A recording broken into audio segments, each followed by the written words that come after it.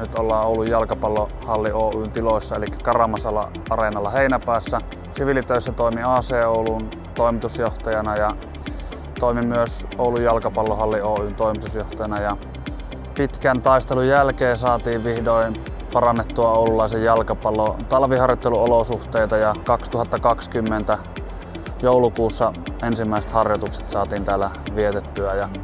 Tää on tämmönen ylipainehalli, eli ei ole kiinteitä rakennelmia tässä, vaan pysyy ilmaa puhaltamalla tänne ylhäällä. Ja tää tosiaan lämpee kaukolämmöllä ja me vaihdettiin nyt tähän ensimmäisen talven jälkeen Oulun Energian hiilineutraali kaukolämpötuotteeksi.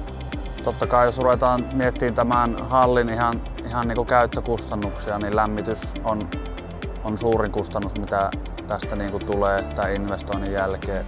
Mutta silti me ei ole huomattu merkittävää eroa lämmityskustannusten nousussa tämän tuotteen vaihtamisen myötä.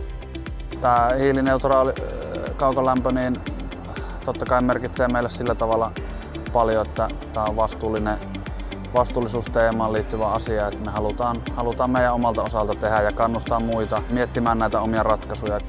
Koko tämä hanke, mikä me tänne on tehty, niin tässä on kuunneltu Oulun Energia-asiantuntijoita, että minkälaisia ratkaisuja kannattaa monenkin asian suhteen tehdä. Että erittäin tyytyväisiä ollaan oltu ja tietenkin hiilineutraalia kaukolämpöä voi suositella ihan kaikille, kenelle se tuote vaan on saatavilla. Että pieniä tekoja, kun jokainen tekee, yksityinen tai yritys, niin niistä sitten muodostuu jonkunlainen iso kokonaisuus.